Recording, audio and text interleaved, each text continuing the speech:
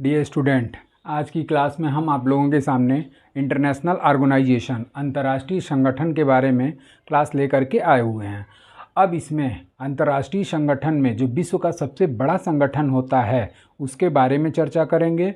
और आप लोगों को पता होगा कि विश्व का सबसे बड़ा संगठन संयुक्त राष्ट्र संघ को माना जाता है और उसी संयुक्त राष्ट्र संघ की इंग्लिश होती है UNO, जिसका फुल फॉर्म होता है यूनाइटेड नेशंस ऑर्गेनाइजेशन। अब इस UNO के टॉपिक पर आने से पहले एक और संगठन की स्थापना की गई थी। पहले हम लोग उसका बेस तैयार करेंगे और बेस तैयार करने के बाद से मूल टॉपिक जो आता है वो आपका यूनाइटेड नेशन ऑर्गेनाइजेशन। हालांकि जो इसका बेस तैयार करेंगे उस संगठन का नाम था आपका राष्ट्र संघ, और उस राष्ट्र संघ से भी रिलेटेड क्वेश्चन आपकी परीक्षाओं में पूछता है। और ये अगर आप UNO और लीग ऑफ नेशंस या राष्ट्र संघ पूरा अगर आप लोग तैयार कर लेते हैं तो मैं गारंटी देता हूं कि इससे बाहर क्वेश्चन आपके परीक्षा में पूछने की संभावना बिल्कुल 9 के बराबर बनती है। और है तो ये काफ़ी छोटा टॉपिक, लेकिन इंटरनेशनल ऑर्गेनाइजेशन से UNO या लीग ऑफ नेशन से क्वेश्चन आपके परीक्षाओं में निश्चित तौर पर पूछे जाते हैं। जैसे कि UNO के कुछ अप्रत्यक्ष अंग हैं और उन अप्रत्यक्ष अंगों में यूनिसेफ है, उसके बाद से IBRD है, WHO है, ILO है। इन सारी चीज़ों पे भी क्वेश्चन आपके परीक्षाओं में पुटअप होते रहते हैं। तो आइए दोस्तों शुरू करते हैं इंटरनेशनल ऑर्गेनाइजेशन। अब इंटरनेशनल ऑर्गेनाइजेशन की जो पृष्ठभूमि तैयार करना है वो हम लोग कहाँ से स्टार्ट करेंगे, तो वो करेंगे आपका प्रथम विश्व युद्ध। और प्रथम विश्व युद्ध कब हुआ था, तो प्रथम विश्व युद्ध 1914 से लेकर के 1918 के मध्य चला था। जब ये प्रथम विश्व युद्ध चला था तो उस समय विश्व के में कोई भी ऐसा मजबूत संगठन वर्ल्ड लेवल पे नहीं था जो इस विश्व युद्ध को रोक सके। तो यहाँ आप लोग देख रहे होंगे कि चार्ट में ही मैंने एरो मार्क लगा करके सारी चीज़ों का कंसेप्ट क्लियर किया हुआ है। अब जैसे कि प्रथम विश्व युद्ध 1914 से 18 के मध्य हुआ और इस विश्व युद्ध के दौरान कोई भी संगठन कार्यरत नहीं था। जब कार्यरत नहीं था तो देशों को ये लगा कि एक ऐसे मजबूत संगठन की स्थापना की जानी चाहिए जो आने वाले समय में शांति स्थापित कर सके। तब यहाँ पर आप देख रहे होंगे कि कोई संगठन नहीं था और इसी संगठन की स्थापना करने के लिए वर्ल्ड लेवल पे कई समितियों की स्थापना की गई।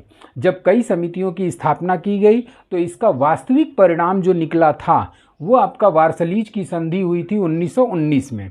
और जब 1919 में वार्सलीज की संधि हुई तो इसी वार्सलीज की संधि के परिणाम स्वरूप एक नए संगठन की स्थापना की गई जिसका नाम था राष्ट्र संघ की स्थापना की गई। और ये राष्ट्र संघ को इंग्लिश में कहते हैं लीग ऑफ नेशंस। अब एक तरीके से विश्व का सबसे बड़ा संगठन कौन हो गया, तो आपका राष्ट्र संघ। और इसकी स्थापना प्रथम विश्व युद्ध के परिणाम स्वरूप की गई थी। और कब की गई थी, तो 10 जनवरी 1920 को इसकी स्थापना की गई। अब ये जो राष्ट्र संघ का उदय हुआ, ये राष्ट्र संघ का उदय क्यों हुआ, तो आने वाले समय में विश्व युद्ध को रोकने के लिए, मतलब विश्व स्तर पर शांति स्थापित करने के लिए इस संगठन की स्थापना की गई। अब जब ये राष्ट्र संघ की स्थापना प्रथम विश्व युद्ध के परिणाम स्वरूप की गई, इस कारण से इस राष्ट्र संघ को एक क्वेश्चन ये भी पूछता है कि युद्ध का बालक किसे कहते हैं। तो चूंकि इसकी स्थापना जो है युद्ध के दौरान हुई थी, इस वजह से राष्ट्र संघ को क्या कहा जाता है, तो युद्ध का बालक या चाइल्ड ऑफ वार के नाम से जाना जाता है। तो ये भी क्वेश्चन आपकी परीक्षाओं में पूछता है कि चाइल्ड ऑफ वार या युद्ध का बालक किस संगठन को संबोधित किया जाता है। तो चाइल्ड ऑफ वार जो है आपका लीग ऑफ नेशंस को संबोधित किया जाता है, जिसकी स्थापना 10 जनवरी 1920 को हुई। अब यहाँ पर उद्देश्य जान लेते हैं। तो उद्देश्य इसका जो राष्ट्र संघ का था वो अंतर्राष्ट्रीय स्तर पर शांति स्थापित करना और आने वाले समय में युद्ध वगैरह को रोकना। दूसरा इसका उद्देश्य था कि जो भी अंतर्राष्ट्रीय स्तर के देश हैं उन देशों के मध्य सहयोग की भावना में वृद्धि करना और एक दूसरे से सामंजस्य स्थापित करना। तो इस तरीके से इसका 3 प्रमुख उद्देश्य था। अब इसका मुख्यालय कहाँ स्थित था, तो इसका मुख्यालय जब 10 जनवरी 1920 को इसकी स्थापना की गई तो राष्ट्र संघ का मुख्यालय जिनेवा में स्थापित किया गया था। और जिनेवा कहाँ पड़ता है, तो जिनेवा आपका स्विट्जरलैंड में पड़ता है। अब इसकी प्रथम बैठक कब हुई थी? तो इसकी जो प्रथम बैठक हुई थी वो 16 जनवरी 1920 को हुई। 16 जनवरी 1920 को। 10 जनवरी को इसकी स्थापना हो रही है और उसी के एक हफ्ते बाद 16 जनवरी 1920 को जिनेवा में इसकी प्रथम बैठक आयोजित की गई थी। उसके बाद से इसके प्रथम अध्यक्ष कौन बने? तो ये जब राष्ट्रसंघ की स्थापना हुई तो इसके जो प्रथम अध्यक्ष थे वो थे sir Eric Drummond. Sir Eric Drummond. ये भी क्वेश्चन आपके परीक्षाओं में आने लायक है कि राष्ट्रसंघ का जब स्थापना हुआ तो उस समय इसका प्रथम अध्यक्ष कौन था? तो उस समय प्रथम अध्यक्ष इसके थे सर एरिक ड्रमंड। अब हम लोग आते हैं राष्ट्रसंघ की स्थापना जब हुई तो इसके कितने प्रमुख अंग कार्यरत थे? तो इसके 3 प्रमुख अंग कार्यरत थे और 3 प्रमुख अंग में आपका कौन कौन सा हो जाता है? तो पहला हो जाता है आपका सभा, जिसको असेंबली के नाम से जाना जाता था। उसके बाद से दूसरा इसका अंग हो जाता है परिषद, और इस परिषद को काउंसिल के नाम से जाना जाता था। और तीसरा आपका होता था सचिवालय। तीसरा सचिवालय। तो इस तरीके से जब राष्ट्रसंघ की स्थापना की गई तो ये 3 अंगों के माध्यम से कार्य करता था। पहला आपका सभा, दूसरा परिषद और तीसरा सचिवालय। तो आपने देखा कि सबसे पहले 10 जनवरी 1920 को राष्ट्रसंघ की स्थापना की गई और इसके 3 प्रमुख अंग हुआ करते थे, सभा, परिषद और सचिवालय। अब इसकी सबसे बड़ी कमी क्या थी कि कोई भी देश बिना सूचना दिए आपका राष्ट्रसंघ की सदस्यता को क्या कर सकता था? समाप्त कर सकता था, या राष्ट्रसंघ की सदस्यता से अपने आप ही निकल करके निष्कासित हो जाता था। अब जब कोई भी ऐसे संगठन, जब आप किसी संगठन से जुड़े नहीं रहेंगे तो उस संगठन के नियम कानूनों से भी आप बाध्य नहीं होंगे। तो एक तरीके से जो भी देश थे वो सभी देश जो थे एक तरीके से जब इच्छा हुआ तब राष्ट्रसंघ की सदस्यता ग्रहण कर लेते थे, जब इच्छा हुआ तब ये राष्ट्रसंघ की सदस्यता को त्याग कर देते थे। तो एक तरीके से जो भी इसके सदस्य देश नहीं हुआ करते थे वो इस संगठन से बाध्य नहीं थे। अब आगे हम लोग आते हैं कि इस राष्ट्रसंघ को किस तरीके से हटाया गया। तो आपका जब राष्ट्रसंघ की स्थापना हो गई तो उसी राष्ट्रसंघ के स्थापना के बाद आपका द्वितीय विश्व युद्ध प्रारंभ हुआ, और जब द्वितीय विश्व युद्ध प्रारंभ हुआ 1939 में शुरू हुआ और 1945 में समाप्त हुआ। तो एक तरीके से ये कहा जा सकता है कि द्वितीय विश्व युद्ध के फलस्वरूप आपका राष्ट्रसंघ क्या माना जाएगा? असफल माना जाएगा। क्यों माना जाएगा? क्योंकि इस राष्ट्रसंघ का प्रमुख उद्देश्य क्या था? आने वाले समय में विश्व युद्ध को रोकना या अंतर्राष्ट्रीय शांति को स्थापित करना। तो जब ये राष्ट्रसंघ द्वितीय विश्व युद्ध को नहीं रोक पाया तब जाकर के देशों ने सोचा कि इसमें ज़रूर कोई ना कोई कमी है, एक ऐसे मजबूत संगठन की स्थापना की जाए जो एक तरीके से विश्व युद्ध को आसानी से रोक सके। तब जाकर के 1945 में 1945 में देशों ने मिल करके सैन फ्रांसिस्को सम्मेलन किया, और जब सैन फ्रांसिस्को सम्मेलन 1945 में हुआ तो इसी सैन फ्रांसिस्को सम्मेलन के परिणाम स्वरूप आपका 24 अक्टूबर 1945 को राष्ट्रसंघ के अस्तित्व को समाप्त कर दिया गया और इसकी जगह पे एक नए संगठन ने स्थान ले लिया जिसे संयुक्त राष्ट्र संघ के नाम से जाना गया। अब जब संयुक्त राष्ट्र संघ के नाम से जाना गया तो इसको आज के समय में शार्ट में क्या कहा जाता है? तो UNO के नाम से जाना जाता है, जिसका फुल फॉर्म होता है यूनाइटेड नेशंस ऑर्गेनाइजेशन। अब जब 24 अक्टूबर 1945 को इसकी स्थापना की गई तो एक तरीके से ये कहा जा सकता है कि यूनाइटेड नेशन ऑर्गेनाइजेशन जो है ये अपने कार्यों को सही ढंग से कर रहा है, क्योंकि आपका तीसरा विश्व युद्ध होने की एक तरीके से नौबत नहीं आने दिया, तो ये संगठन अपने उद्देश्यों में सफल माना जा सकता है। अब जब 24 अक्टूबर 1945 को इसकी स्थापना की गई तो इसका मुख्यालय कहाँ स्थापित किया गया? तो न्यूयॉर्क में एक जगह है आपका मैनहट्टन द्वीप, और इसी न्यूयॉर्क के मैनहट्टन द्वीप के पास इसकी स्थापना, इसके मुख्यालय की स्थापना की गई। अब जब इसका स्थापना हो गया तो जाहिर सी बात है कि देशों के द्वारा बैठक की जाएगी।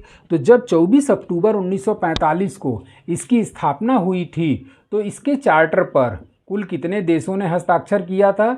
तो उसमें 51 देश के द्वारा हस्ताक्षर किया गया था। अब जब 51 देशों ने इसके चार्टर पर हस्ताक्षर किया, चार्टर का मतलब होता है प्रसंविदा, मतलब जाहिर सी बात है कि इस संगठन का मुख्य उद्देश्य क्या है, तो इस संगठन का मुख्य उद्देश्य अंतर्राष्ट्रीय शांति को बनाए रखना।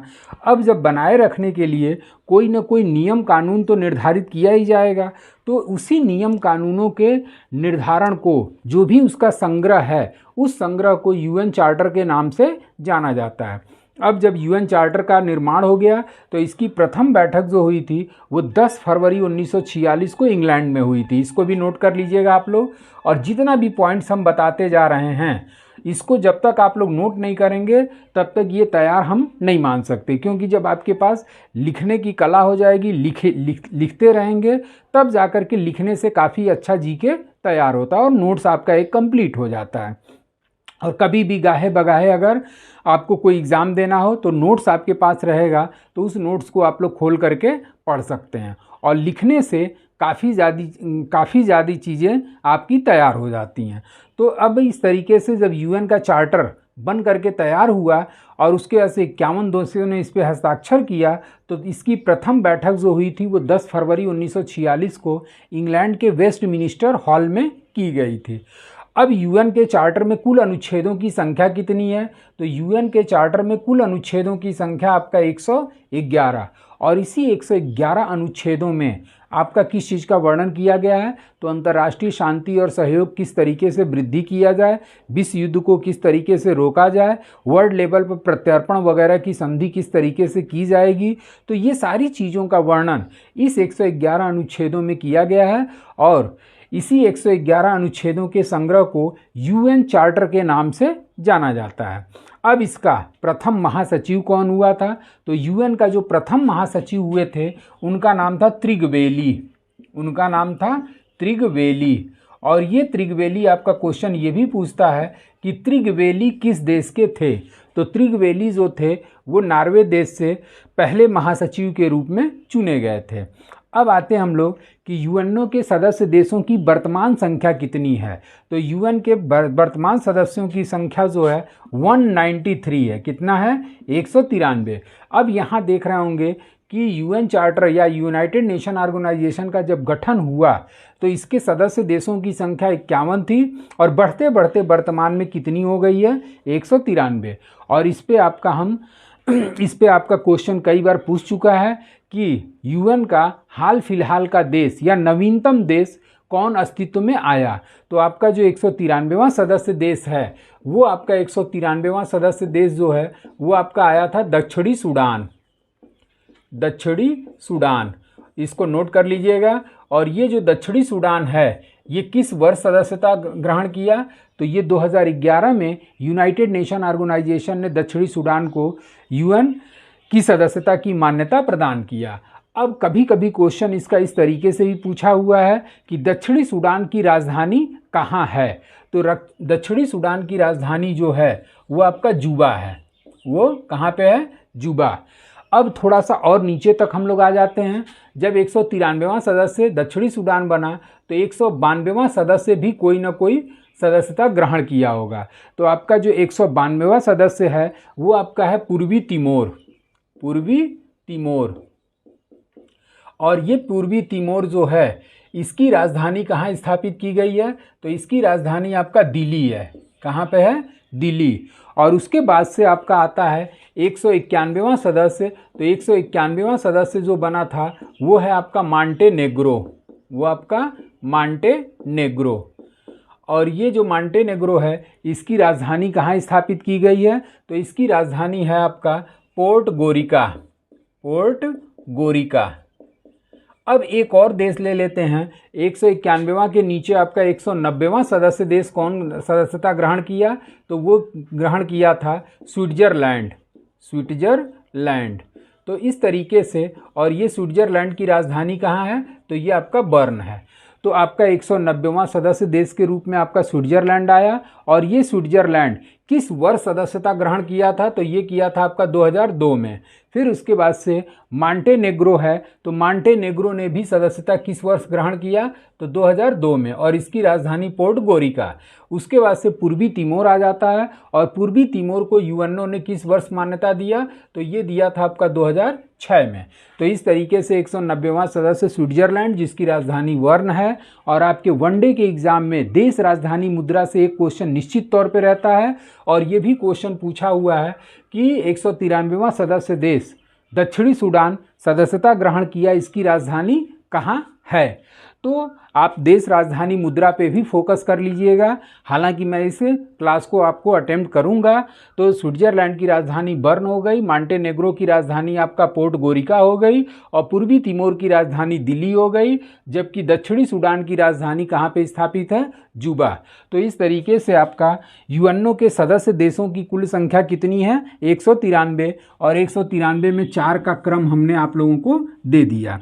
अब अगर पूछा जाए कि भारत जो है यूएनओ का सदस्य कब बना, तो भारत के संबंध में अगर देखा जाए तो भारत जो है वो आपका 30 अक्टूबर 1945 को 30 अक्टूबर 1945 को भारत जो है यूनाइटेड नेशन ऑर्गेनाइजेशन की सदस्यता ग्रहण किया था। अब आप लोग सोच रहे होंगे कि 1945 में ही ये सदस्य बन गया, जबकि ये आज़ाद हुआ था 1947 में, 1947 में।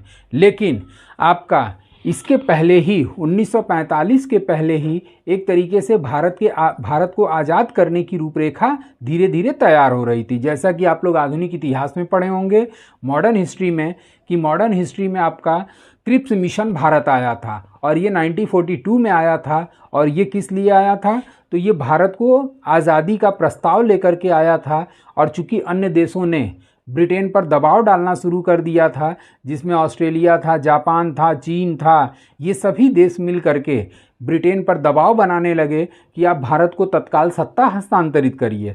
तो यहाँ देख रहे हैं कि 1942 से ही भारत के आज़ाद करने की बात स्टार्ट हो गई थी।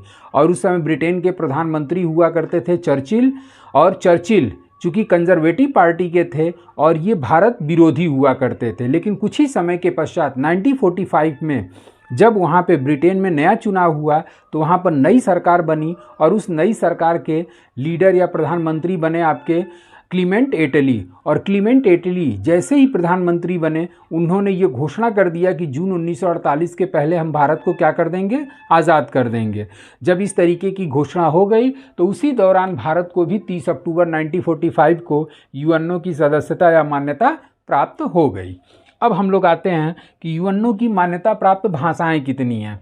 तो यूएनओ की जो मान्यता प्राप्त भाषाएं हैं, वो यूएनओ की मान्यता प्राप्त भाषाओं की कुल संख्या कितनी है, 6।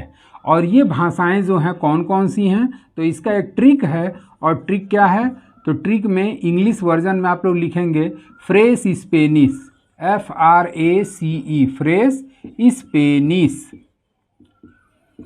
अब ये फ्रेस स्पेनिश से आपका 6 अल्फ़ाबेटिकल अक्षर 1 2 3 4 5 6।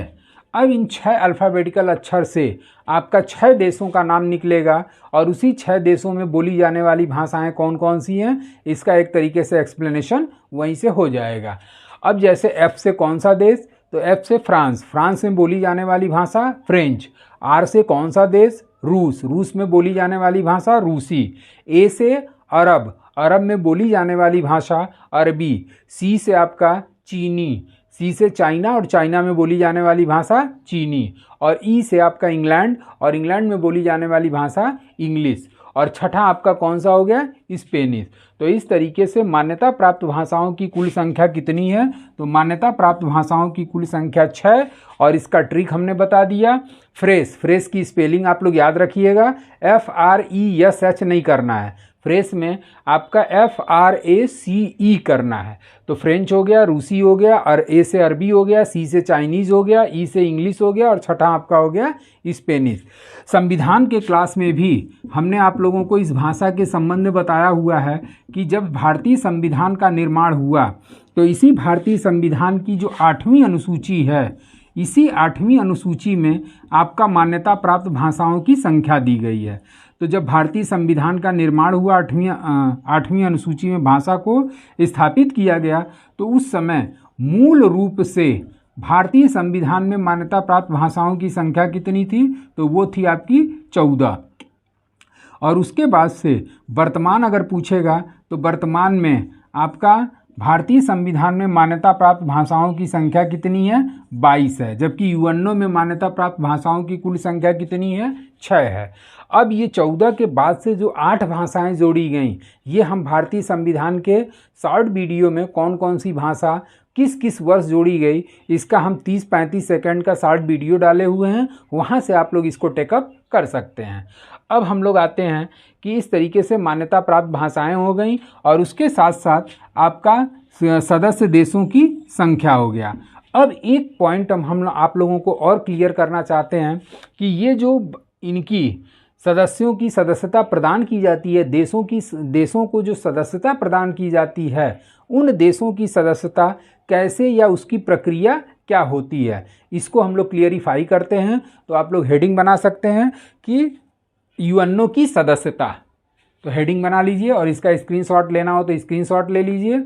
अब इसमें अगला जो हेडिंग चलेगा वो रहेगा आपका यूएनओ की सदस्यता कैसे धारण की जाती है और उसके साथ साथ यूएनओ की सदस्यता से कैसे निष्कासित किया जाता है, ये चीज़ लेंगे और उसके बाद से यूएनओ के प्रमुख अंग पे हम लोग आ जाएंगे। अब हम लोग यूएनओ की सदस्यता कैसे धारण की जाती है, तो यूएनओ की सदस्यता धारण करने में 2 प्रमुख अंगों का योगदान होता है और ये 2 प्रमुख अंग कौन से हैं, हालांकि अभी आगे हम लोग अंगों के बारे में विशेष तौर पे चर्चा करेंगे। और ये जो यूएनओ की सदस्यता के संबंध में अनुच्छेद जो दिया गया है वो आपका अनुच्छेद 4 है। कौन सा अनुच्छेद है? तो अनुच्छेद 4। अब यहाँ पर आप लोग संविधान के अनुच्छेद से इसको कोरिलेट मत करिएगा, क्योंकि यूएन का चार्टर अलग है और उसके अनुच्छेदों का व्याख्या भी अलग दी गई है। जैसा कि हमने बताया है कि यूएन चार्टर में कुल अनुच्छेदों की संख्या कितनी है? 111 है, जबकि भारतीय संविधान में कुल अनुच्छेदों की संख्या कितनी है? 395 है, 395। तो ये जो आर्टिकल का हम मेंशन कर रहे हैं इसका संविधान से कोई लेना देना नहीं है, ये यूएन चार्टर के आर्टिकल हैं और उसी यूएन चार्टर के अनुच्छेद 4 में यूएनओ की सदस्यता के संबंध में प्रावधान दिया गया है। अब यूएनओ की सदस्यता इन्हीं दोनों अंगों पे बेस मानी जाती है। अब होता कैसे है, इनको नए सदस्यों को सदस्यता प्रदान कैसे की जाती है या नए देशों को सदस्यता कैसे प्रदान की जाती है, तो सबसे पहले इसका गठन हम लोग जान लेते हैं। तो ये जो महासभा होती है, ये महासभा आपका जितने भी यूएनओ के सदस्य देश हैं वो सभी महासभा के प्रतिनिधि माने जाते हैं। अब यूएनओ के सदस्य देशों की संख्या आपका कितनी है? तो 193। अब यही 193 देशों के प्रतिनिधि जो हैं वो महासभा के अंग माने जाते हैं। अब यहाँ पर 193 देशों में से प्रत्येक देश से कितने प्रतिनिधि पहुँचेंगे? तो 5, यानी कि टोटल मिलाकर के इनकी संख्या कितनी हो गई? 965। अब महासभा जो है आपका 193 देशों के प्रतिनिधियों से मिलकर गठित होती है और प्रत्येक देश से कितने सदस्य वहाँ शामिल होते हैं? तो 5। लेकिन अगर वोटिंग वगैरह की जाएगी तो उनका 5 वोट, मतलब एक देश से 5 लोग गए हैं तो वो पाँचों को मिलाकर के एक ही वोट काउंटिंग की जाती है, इस पर ध्यान रखिएगा। अब यहाँ पर आते हैं सुरक्षा परिषद, और सुरक्षा परिषद में 2 प्रकार के सदस्य शामिल होते हैं। एक होता है आपका स्थायी, और दूसरा जो होता है वो होता है आपका अस्थायी। अस्थायी सदस्यों की संख्या 5, अस्थायी सदस्यों की संख्या 10, यानी कि कुल मिलाकर के इनके सदस्य देशों की संख्या कितनी है? तो वो आपका 15।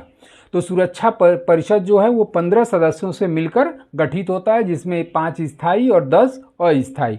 और इसके बारे में हम आगे चर्चा करेंगे जब इसका प्रमुख अंग पढ़ाना शुरू करेंगे कि 5 स्थायी देश कौन है, 10 अस्थायी देश कौन है, इनका कार्यकाल वगैरह कैसे होता है, इसको हम अगले क्लास में आप लोगों को टेकअप करेंगे। अब हम लोग आते हैं सदस्यता कैसे प्रदान की जाती है। तो सबसे पहले सुरक्षा परिषद जो है वो क्या करता है? सिफारिश करता है। किससे सिफारिश कर रहा है? आप लोग एरो मार्क देख रहे होंगे, तो एरो मार्क कहाँ पर जा रहा है? तो एरो मार्क जो है आपका महासभा के पास, यानी कि सुरक्षा परिषद किससे सिफारिश कर रही है? महासभा से। मतलब किसी भी देश को सदस्यता दिया जाना है, इसके लिए सिफारिश सबसे पहले सुरक्षा परिषद करेगी। अब महासभा से जब सिफारिश की तो जब ऐसा मैटर आया तो महासभा इस पर क्या कराया, वोटिंग कराया। वोटिंग यानी कि मतदान। अब ये मतदान किस में कराएगा, तो 193 सदस्य देशों से। अब जब 193 सदस्य देशों से इसने मतदान कराया तब यहाँ 2/3 बहुमत से जब ये महासभा पारित कर दिया तब तो मैटर आगे बढ़ेगा। अगर 2/3 बहुमत से पारित नहीं किया वहीं पे मामला क्या हो जाएगा, समाप्त हो जाएगा। तो अगर मान लीजिए महासभा ने 2/3 बहुमत से पारित कर दिया तब फिर महासभा अब किसको भेज रही है, सुरक्षा परिषद को भेज रही है। यहाँ से आप देख रहे होंगे कि एरो मार्क कहाँ आ रहा है, सुरक्षा परिषद के पास आ रहा है। अब जब मैटर सुरक्षा परिषद के पास आ गया तो सुरक्षा परिषद भी इस पर क्या कराएगा, वोटिंग कराएगा, मतदान। अब ये मतदान किस में कराएगा, तो इन 15 सदस्य देशों में। और जब वोटिंग कराएगा तो इसमें 9 सदस्यों का सकारात्मक मत होना चाहिए। 9 सदस्यों का सकारात्मक मत होना चाहिए। अब ये जो 9 सदस्यों का सकारात्मक मत है, इस 9 सदस्यों के सकारात्मक मत में आपके जो 5 स्थायी सदस्य देश हैं, 5 स्थायी सदस्य देश, इन 5 स्थायी सदस्य देशों का सकारात्मक मत होना क्या है, अनिवार्य है। मतलब 5 स्थायी सदस्य देश जो हैं उनका सकारात्मक मत होना क्या है, अनिवार्य है।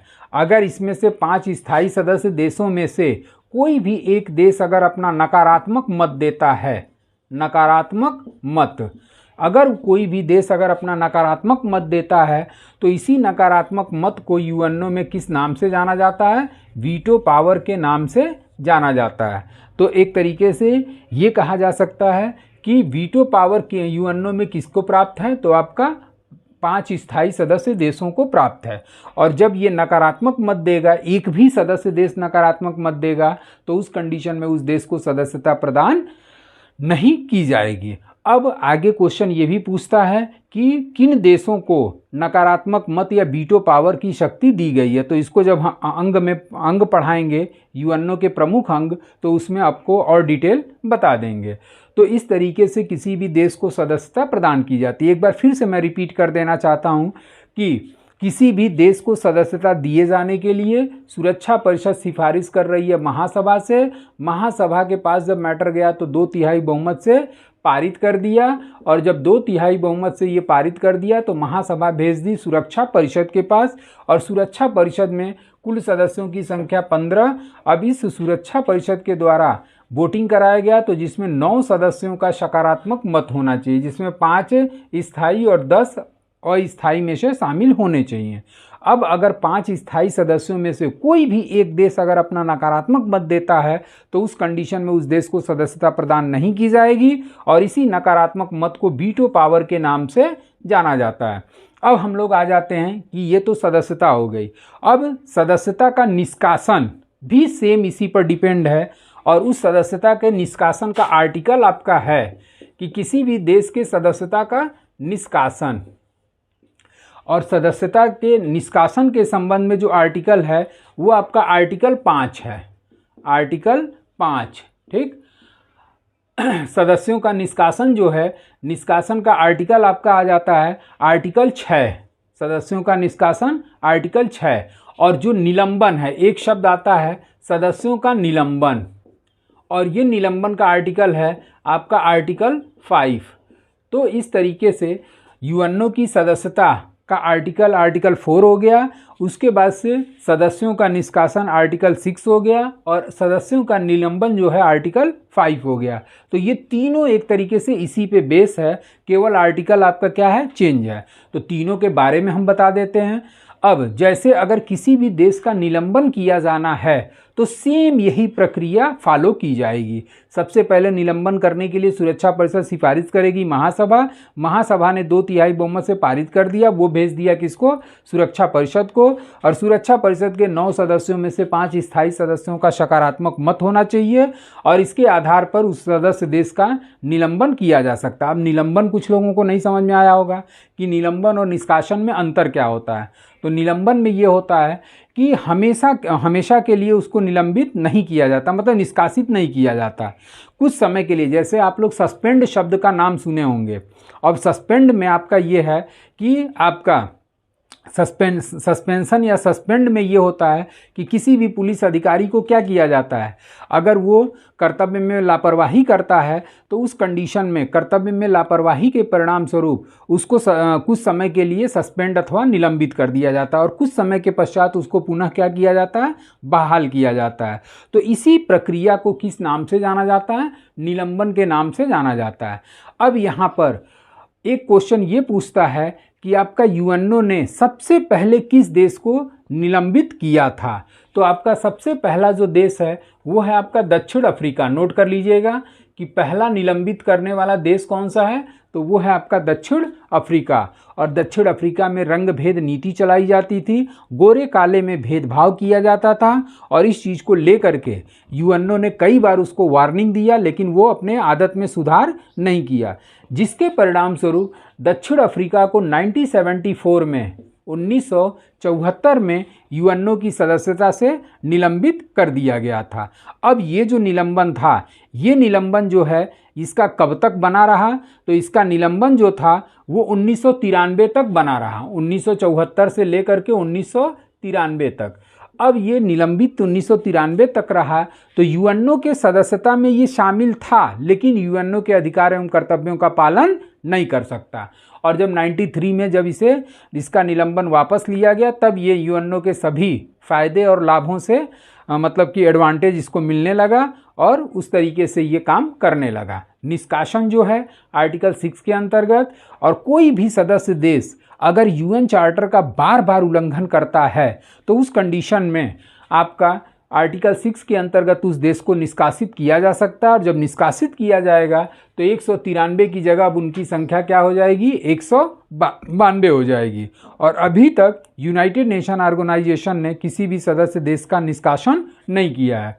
और निष्कासन में भी यही प्रक्रिया फॉलो की जाएगी कि सुरक्षा परिषद महासभा से सिफारिश किया, 2/3 बहुमत से पारित हुआ और महासभा ने सुरक्षा परिषद को भेजा। और सुरक्षा परिषद जो है वो 9 सदस्यों का सकारात्मक मत में 5 स्थायी सदस्यों का सकारात्मक मत शामिल होना अनिवार्य है।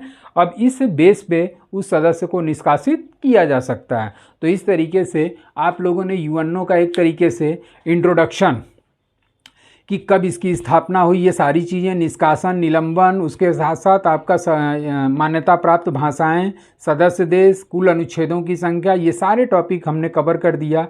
अब जब हम लोग स्टार्ट करेंगे तो यूएनओ के प्रमुख अंग, और अगले क्लास में आप लोग इंतज़ार करिए कि यूएनओ के प्रमुख अंग कौन कौन से हैं और उन प्रमुख अंगों की जो चर्चा की गई है वो यूएन चार्टर के किस अनुच्छेद में उसकी चर्चा की गई है। तो अब इसके लिए अगले क्लास का इंतज़ार करिए। तो आज के लिए बस इतना ही। Thank you so much.